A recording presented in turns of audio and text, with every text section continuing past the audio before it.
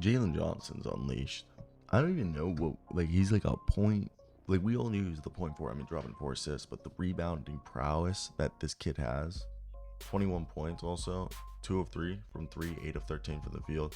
At this point in the season, Jalen Johnson, I mean, dude, he, okay, I want to say something. So, shout out my boy Aaron Barton, but we were talking about the fact that even towards the end of last year, Jalen Johnson like finally looked like somebody who could be something after Nate McMillan wasn't playing him. And Quinn Snyder, I think, immediately became very fond of Jalen Johnson and what he brought to the table. And so far, in year 3, after legitimately not playing, he only played 92 games in his first 2 years, and you would say like 13 minutes a night.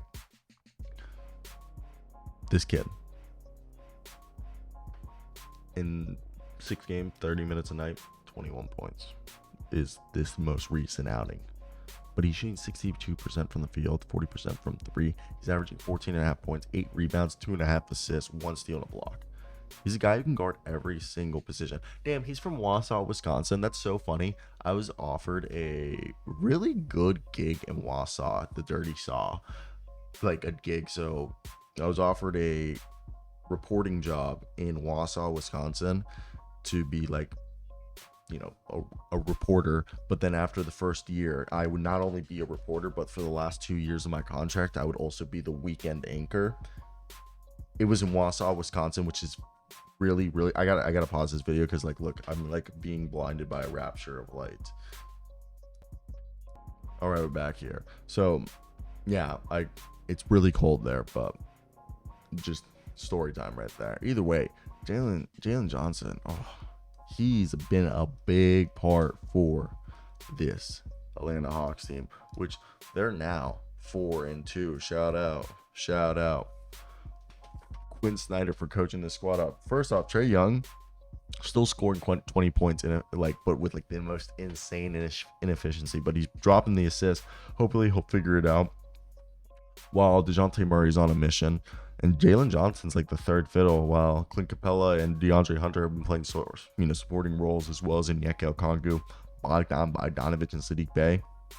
As that's kind of like the 8-man rotation right there that they've been running this season, which I think is definitely a pretty solid team.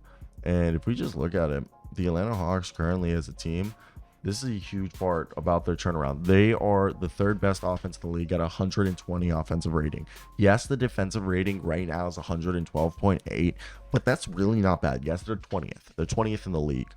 But that's like only 3 away from what would be league average. Like they're like they are very close. Like obviously they currently are ranked 3rd in the division behind only the 76ers and the Boston Celtics.